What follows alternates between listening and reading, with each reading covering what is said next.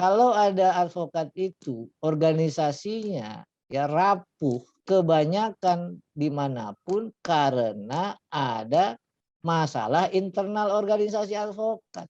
Di Pradisa ini ya bukannya kita dapat uang, malah kadang kita nombok. Ya, bila perlu pada suatu saat saya bermimpi, Bang, Munas itu di Stadion GBK. Apakah organisasi advokat bisa bersatu, Bang?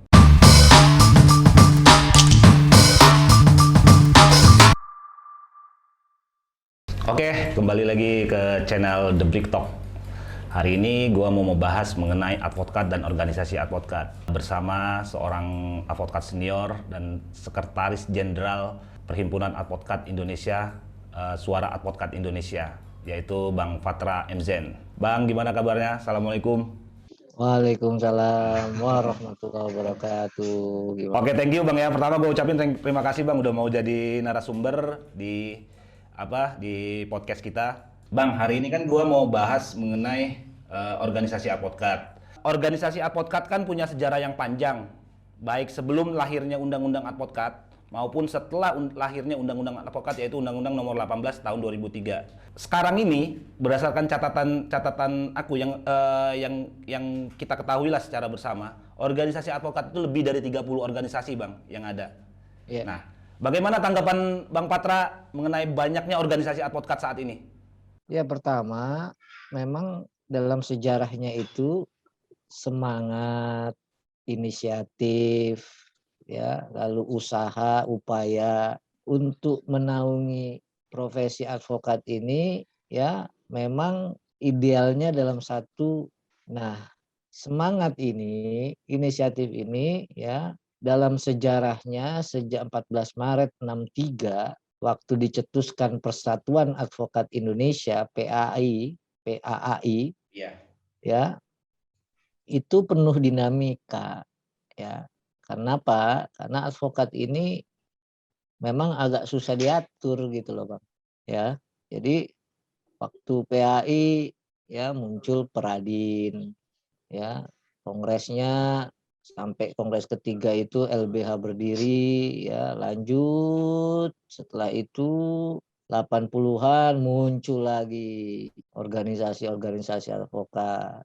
85 kalau Abang lihat literatur atau sejarahnya muncul IKADIN, Ikatan Advokat Indonesia ya. Lalu IKADIN muncul lagi ya, IPHI, Ikatan Penasehat Hukum Indonesia ya.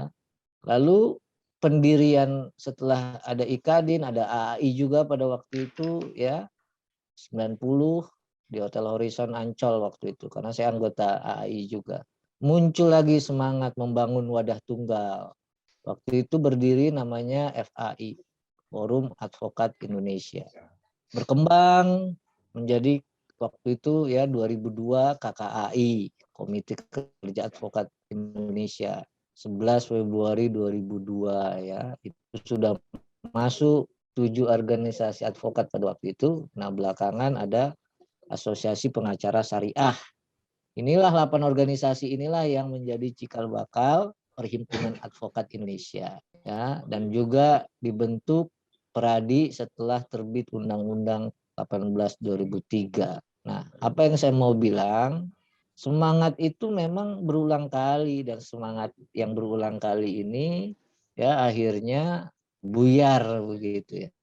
Oke, tadi Abang bilang sebenarnya dari sejarah yang tadi Abang ceritain tadi kan punya semangat sebenarnya untuk bersatu sebenarnya para advokat. Ya memang dari awal pinginnya advokat ya PAI aja itu memang semangatnya ada dalam satu badan, Bang. Nah, cuman undang-undang ya 18 2003 ini ada dua penafsiran. Apakah dia dalam satu badan bentuknya federasi, apakah dalam satu badan memang bentuknya tunggal. Single bar ya, Jadi Bang? masalah. Ya, single bar. Menjadi 30-an ini ya atau berapapun sekarang ya.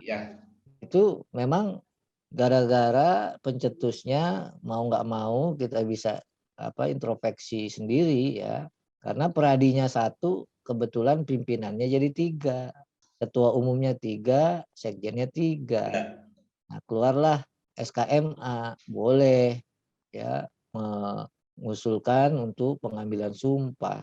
Akhirnya 10 orang ngobrol-ngobrol di warung kopi, akhirnya berdiri organisasi advokat yang bisa juga melakukan pendidikan advokat, melaksanakan ujian, dan juga mengusulkan pengambilan sumpah di pengadilan tinggi. Begitu, Bang. Oke, Bang, tadi Abang udah menyinggung sebenarnya masalah satu badan. Ini kan yang menjadi eh, perbedaan penafsiran mungkin di kalangan advokat atau organisasi advokat, yaitu single bar atau multi bar, federal tadi yang kata Abang. Nah, kalau dari pengamatan Abang, pendapat Abang, sebenarnya Indonesia ini organisasi advokat itu baiknya single bar atau multi bar ya, terlepas dari kata-kata dari Undang-Undang Nomor 18 tahun 2003 itu sudah menjelaskan, Bang, yaitu wadah tunggal sebenarnya. Nah, tapi kalau dari kita lihat prakteknya yang terjadi saat ini itu organisasinya banyak, itu kan sebenarnya udah mengarah ke multibar. Nah, menurut Abang gimana, Bang? Sebenarnya Indonesia ini untuk organisasi advokat khususnya itu single bar atau multibar yang baik, Bang? Kalau mau Kedepannya ya. berwibawa, ya balik lagi ke semangat awal. Orang ini kadang lupa, Bang. Profesi advokat itu profesi yang prestisius, Betul. profesi bergengsi. Ada 3 profesi tertua di muka bumi ini. Salah satunya adalah advokat, pengacara. Belakangan itu ada jaksa, ada kepolisian, itu belakangan. Tapi profesi yang tertua itu ya adalah advokat. Maka di tingkat internasional bahkan ada guideline-nya, ada guidance-nya untuk apa? Untuk advokat, untuk lawyer dan judges, untuk hakim. Ya, di Amerika lebih dari 50-60% bahkan ya presidennya itu latar belakangnya advokat. Kenapa? Karena profesi ini dipercaya, begitu loh. Jadi saya tadi singgung ya, 3 profesi tertua ya, itu 1 advokat, 2 politisi, yang ketiga pekerja seks komersial. Ya, itu sejak zaman Roma, sejak zaman Yunani kuno. Ya. Nah, jadi yang bisa membuat ini mengingatkan lagi kalau profesi ini prestisius, profesi ini tertua ya. Di banyak negara hanya bisa terlaksana, hanya bisa diwujudkan, hanya bisa diciptakan kalau organisasi advokatnya solid, kuat, dan bermartabat. Makanya kalau ada advokat itu organisasinya ya rapuh, lemah, tidak bermartabat, ya sudah pasti kebanyakan dimanapun karena ada masalah internal organisasi advokat. Yang pasti ada orang per orang, individu per individu ya yang mengutamakan kepentingan pribadinya ketimbang kepentingan profesi advokat itu sendiri. Kembali, Bang, pertanyaan tadi. Menurut Abang single bar apa multibar untuk Indonesia, Bang? Saya sudah jawab ya. Kalau lihat dari sejarahnya, maka semangatnya awalnya itu tentu single bar. Oke. Ya. Dan itu sudah berulang kali. PAI, ya, IKADIN, ya, lalu Peradi, itu kan semangatnya satu, single bar. Itu semangatnya satu, kita ini satu. Nggak ada yang namanya yang lain-lain, itu nggak ada. Yang ada itu kepentingan politis di zaman 80-an 90-an. Nah, anehnya muncul di tahun setelah undang-undang advokat ini yang mengedepan bukan kepentingan politis, bahkan kepentingan individu malah. Jadi mungkin kalau dulu sebelum reformasi mungkin kepentingan negara ya, kekuasaan ya, Bang. Iya. Kalau sekarang udah lebih ke kepentingan individu dari oknum-oknum pengurus organisasi mungkin ya, Bang ya. Ya janganlah mau jadi ketua umum seumur hidup lah. Ya kan. Kayak nggak ada aja generasi muda yang bisa mimpin ya kan. Oke, Bang, selanjutnya, Bang. Nah, sebenarnya pemicu trigger dari perpecahan ini sendiri apa sih, Bang, dari dalam organisasi advokat itu? Kalau di Peradi Munas 2015 lah di Makassar. Yes. Ya, apa pemicunya? Pemicunya Munasnya nggak dibuka-buka. Alasannya ada kekacauan. Yang kedua, apa pemicunya? Kalau saya ditanya, pemicunya sederhana. Ada orang-orang pengurus Dewan Pimpinan Nasional Peradi yang nggak mau ngikutin jalur sejarah. Apa jalur sejarahnya? adanya keinginan ya pemilihan ketua umum dilaksanakan dengan mekanisme yang langsung, umum, bebas. Dengan mekanisme apa? One person, one vote. Satu orang satu suara ya Bang ya. Iya, buktinya Asosiasi Advokat Indonesia lancar. Buktinya kalau organisasi profesi misalnya seperti kurator dan pengurus lancar. Kenapa ada yang nggak mau? Karena kalau dia satu advokat satu suara nggak bisa dikontrol, Bang. Ikut mekanisme pasar. Kayak pemilihan presiden ya Bang ya. Iya dong. Ya kan gimana mau mempengaruhi ya ribuan pengacara. Ya kan? Ah, tapi kalau pakai sistem yang perwakilan diutus itu bisa dikendalikan dari awal. Sudah di statistik ya Bang suaranya. Iya, udah di apa istilahnya kita itu udah di setting, ya kan? Nah ini yang nggak mau sebenarnya. Jadi nggak usah banyak alasan lah, begana begonok begana. Mau enggak. Oke Bang, terlepas dari Pradi kan ada beberapa organisasi advokat. Ini pertanyaan selanjutnya Bang mungkin. Kalau pengamatan saya mungkin sama teman-teman ya Bang, ini sebenarnya ribut karena ada kekuasaan di Undang-Undang Advokat itu yang diberikan kepada organisasi advokat Bang. Kewenangan dan kekuasaan ya. Satu, pendidikan Kalau advokat. ini Bang ya, ini pertanyaannya ya mudah. Sekarang ada organisasi banyak. Saya sampaikan ke teman-teman peradi Surat Advokat Indonesia. Ketimbang kita ngurusin orang lain, ketimbang kita ngurusi eksternal, lebih baik kita memperkuat diri sendiri. Memperkuat organisasi yang kita bangun sejak Munas di Makassar 2015. Bagaimana caranya? Saya mau bilang ada 3 yang nggak dipunyai oleh organisasi yang Abang bilang tadi berapa tadi ya. Pertama, Peradi Suara Advokat Indonesia ini DPN-nya amat demokratis. Pengurus bisa bicara, bisa berdebat. Itu yang pertama. Yang kedua, ya kita punya semboyan moto satu hati, satu jiwa, peradisai selalu di hati. Apa maksudnya? Ya, Artinya itu Bang. kita ini dibangun atas dasar solidaritas. Kita dibangun atas dasar solidaritas. Di Peradisai ini ya bukannya kita dapat uang, malah kadang kita nombok biaya ya sendiri. Jadi karena kita punya solidaritas. Yang pertama pengambilan keputusan itu demokratis, yang kedua solidaritas. Nah, yang ketiga apa?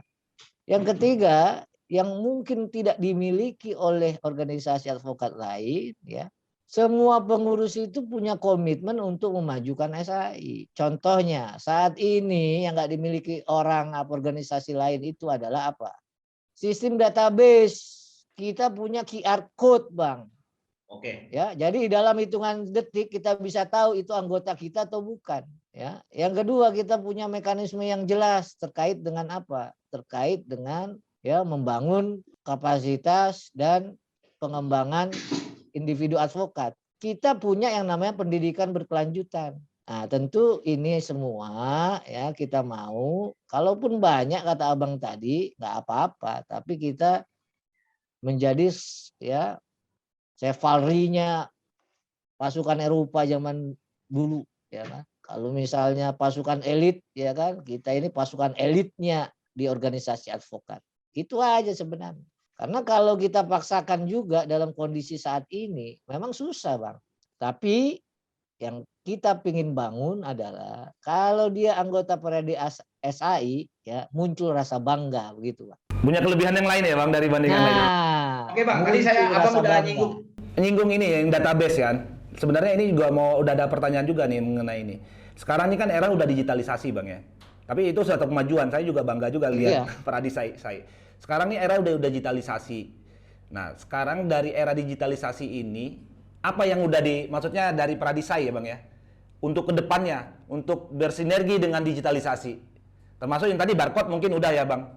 Sudah. Ya itu kan termasuk salah satu bentuk Peradisai mungkin untuk memasuki era digitalisasi ya. Nah selain itu ada lagi nggak Bang? Kita ini pada 29 Februari 2020 pemilihannya sudah menggunakan yang namanya mekanisme one man one vote. Langsung dengan aplikasi bisa nyoblos lewat handphone. Jadi itu maksudnya kalau datang coblos lewat handphone nggak perlu datang ke TPS apa tetap datang Harus ke TPS? datang. Oh, tetap datang ya, Bang ya? Namanya Munas kok, Munas, Musyawarah Nasional. Ya, bila perlu pada suatu saat saya bermimpi, Bang, Munas itu di Stadion GBK. Dikumpulkan dalam satu tempat ya. Iya, ya. Kalau misalnya nggak di stasiun GBK, di asrama haji. Ya. Sekali-sekali pakai fasilitas negara ya, Bang. Kalau enggak waktu CFD Car Free Day dari Jenderal Sudirman, semua advokat tumpah ruah memilih ketua umumnya. Apa enggak mantap? Mantap kali itu. Masing-masing dengan handphonenya punya QR code masing-masing yang nggak bisa dipalsukan, punya barcode masing-masing nggak bisa dipalsukan, memilih ketua umum secara serentak. Dalam waktu 30 menit sudah ketahuan siapa kita punya ketua umum. Dengan begitu, ya, jangankan profesi penegak hukum lain, ya, pemerintah sama kita respect. Itu, Bang. Oke, Bang, gue mau nanyanya lagi ini kita bicaranya mau langsung ke Pradinya aja. Ini kan sebagaimana diketahui kalau di Pradi itu kemarin Pradi Soho udah membuat surat sebagaimana yang itu sebenarnya udah nggak rahasia juga, udah beredar juga. Pradi Soho udah membuat surat ke Pradinya SAI walaupun atas nama pribadi sebenarnya. Terus juga ke Pradinya Rumah Bersama Advokat RBA. Nah, bagaimana tanggapan Abang, Bang? Sebenarnya Pradi SAI juga udah menjawab untuk mengajak Munas bersama ini dari Pradi Soho. Jadi, Bang, ya, waktu zaman Pradi Soho dipimpin oleh Bang Fauzi Hasibuan, itu kan sudah sepakat jabat tangan. Ya. Yang di depan Menkumham ya, Bang ya, sama Menko di ya. Di depan Menkumham, di depan Menko Polhukam. 25 Februari 2020. Sudah jabat tangan Bang Junifer Girsang, Bang Luhut Pangaribuan, Bang Fauzi Hasibuan. Salah satu kesepakatannya ya adalah pembentukan tim 9 Pradi. Sepakat untuk tim 9 ini diskusi merumuskan tahapan untuk menuju rekonsiliasi Pradi. Masing-masing ngusulin 3 orang. Ya, waktu itu saya ada Bang Haripunto, ada Samsudin Arwan, belakangan saya yang gantikan Bang Samsudin. Lalu ada Francisca Romana. Untuk RBA ada Hafzan Taher, Bang Hafzan Taher senior saya ini juga. Ada Sugeng Teguh Santoso, ada Bang Ibdal Kasih. Lantas gimana Pradi Soho? Itu diwakilin oleh Bang Acil Suryanto, Bang Herman Dulaimi, dan Bang Salim Mangara. Tim 9 ini udah serius, rapat, pakai WhatsApp, buat grup. Nah, oleh karenanya tiba-tiba ada surat itu, kami tanya-tanya, ini orang apa? Ini maksudnya surat ini apa? Apa nggak komunikasi sama timnya? Padahal Apa salah nggak satu tanya hasil dari tim 9 itu apa? Nah, kalau di tim 9 sendiri ya, kita mau supaya apa? Supaya Pradi ini satu solid bermartabat, kan begitu. Dalam rapat itu sebenarnya konsep dari yang namanya tahapannya itu sudah ada. Itu hasil tim 9. Apa konsepnya? Konsepnya adalah yang pertama, pemilihan ketua umum. Konsepnya bahkan ya mengacu pada tiap-tiap ibu kota provinsi itu dilaksanakan untuk pemilihan.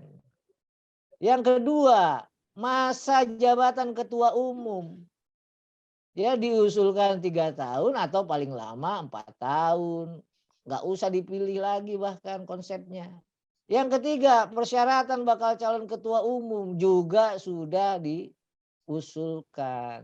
Jadi adanya pembatasan itu nggak ada pembatasan, cuman di tim 9 kita himbau. Kalau sudah pernah jadi ketua umum 2005, 2010, 2010, 2015, 2015, 2020, udahlah Bang, nggak usah lagi nyalonin. Gitu loh, ya. Ya. Kayak advokat ini profesi kurang kader. Kayak advokat muda ini baik dari 8 organisasi ini nggak ada yang muncul mau jadi pemimpin. Jadi kalau ada omongan dibatasi, enggak, itu himbauan. Lalu kenapa itu dihimbau? Karena ketua umum yang sudah pernah menjabat ini bagian dalam tanda kutip perpecahan. Ya, itu himbauan. Nah, persyaratan untuk calon ketua umum juga udah diusulkan di tim 9. Tiap DPC berhak mengajukan 3 bakal calon. Ya. Lalu bisa saja nanti ya kalau dia dicalonkan oleh langsung sedikit-dikitnya 500 advokat. Ini untuk mengakomodir ya betul-betul suara advokat. Jadi bisa diusulkan oleh DPC, bisa juga ya minimum 500 orang anggota Peradi. Oh, ini kayaknya si Patra bagus ini, ya kan? Oh, Minta 500 orang diusulkan udah ada sama ya Bang DPC. suara. Iya kan? Nah, kita gobar lah 500 orang. Ya kan? Main golf. Nah, usulin 500 bisa. Ya, itu antisipasinya. Nah, bisa juga ya dilakukan munas bersama ini ya dengan penetapan anggaran dasar yang apa? Yang nanti kita gunakan. Nah, kami dalam tim 9 bilang anggaran dasar Peradi sudah kami ubah dalam musyawarah nasional luar biasa yang bisa mengakomodir pemilihan ya untuk one man one vote ini atau one person one vote ini. Pertanyaannya mau nggak? Ternyata yang nggak mau, yang menolak itu Peradi Soho. Setuju sudah RBA, Bang Hafzan sudah setuju, Bang Ifdal Kasim pada waktu itu setuju, Bang Sugeng setuju, kami setuju. Lalu tiba-tiba ada surat seakan-akan ini inisiatifnya dari 2 orang ini. Enggak begitu caranya. Nah oleh karena itu kita jawab. Kalau memang mau sudah diusulkan di tim 9. Apa? Supaya sebelum ada jembatan munas bersama. Udahlah kita sepakati jembatan emasnya. Apa jembatan emasnya itu? Kita bentuk Dewan Kehormatan Bersama. Itu juga nggak mau. Nah, yang kedua apa? Kita bentuk panitia bersama. Seperti tim 9 kan. Yes. Ada 3 unsur dari masing-masing Peradi. Nah, kalau dalam panitia bersama silakan SC ngusulkan dari SAI siapa. Dari RBA siapa. Steering komite ya maksudnya SC ya Bang ya. Steering komite panitia pengarah. Termasuk juga di OC. Organizing komitinya. Yes. Silakan dari Peradi siapa. Kenapa ada jembatan emas itu? Supaya tadi ini mau nggak sungguh-sungguh. Yang setuju itu RBA sama SHI kok udah nggak ada masalah. Tapi jangan bilang ya kan, ini tahapan dari kami, ini harus begini, begono. Itu putusan udah inkrah di pengadilan negeri sampai kasasi. You gugat NO. Disuruh kembalikan ke organisasi. Ngirim surat aja kan nggak ada sopan santun. Atas nama pribadi ya, Bang. Pribadi. Ya kami balas juga lah. Pribadi juga gitu loh. Jadi kembalikan ke marwahnya ya.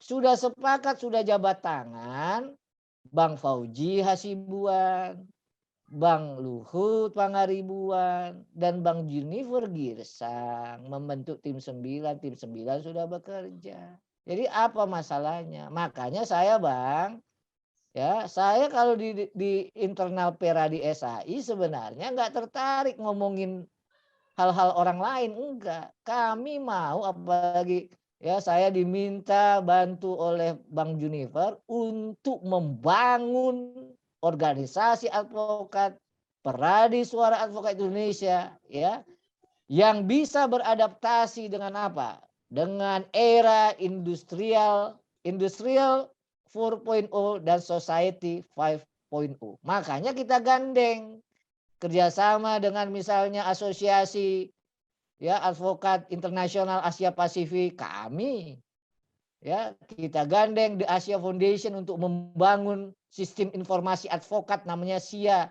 kami ya kita bangun yang namanya organisasi yang bagus lah. Oke Bang, terakhir Bang pertanyaan. Ini bisa pribadi, bisa saya lah yang jawab. Abang secara pribadi atau Abang secara organisasi? Apakah organisasi advokat bisa bersatu Bang? Itu aja pertanyaan. Saya yakin organisasi advokat ini ya suatu saat bersatu. Kenapa? Pertama tadi dalam rangka sejarah. Yang kedua ada need, ada kebutuhan. Kalau organisasinya bersatu, maka misalnya kepolisian nggak bisa dia manggil seenaknya. Ada perlindungan lah ya? Iya dong. Iya betul Bang. Karena apa? Karena pada saat Peradi masih satu, kan ada MOU dari Kapolri. Kalau memanggil advokat itu melalui organisasi advokat. Nah sekarang kalau kita mau MOU sama Kapolri, ya susah Kapolrinya juga. Ini bingung, nanti yang diterima organisasi yang mana katanya. Datanya juga ya kan bersera. Hanya SAI aja yang siap ngasihkan data. Karena kita udah punya sistem informasi advokat kan gitu. Jadi yang kedua, kenapa saya yakin? Karena ada need-nya. Yang ketiga, yang paling pokok ya. Karena ada namanya kepentingan, interest-nya. Siapa yang nggak mau organisasi advokat itu memberikan kontribusi manfaat kepada kita, ya kan? Ada pendidikan berkelanjutan, ada mentor yang bagus. Siapa yang nggak mau? Nah, tapi jangan ditanya kapan itu bersatunya, Bang. Jangan ditanya, itu sama dengan kayak gini, Bang. Nanya harga saham Unilever kapan naik. Ya kan? Bisa cepat, bisa lama ya, Bang. Nah, itu susah kalau nanya waktu. Kita ahli hukum, bukan ahli nujum. Tetapi keyakinannya adalah sama seperti saya. Kalau memang kita yakin ada kebutuhan, ya, landasan sejarah juga ada interestnya. Saya yakin, ya, bahwa suatu saat organisasi advokat ini, ya, akan bersatu. Pertanyaannya kapan? Tinggal menunggu waktu ya.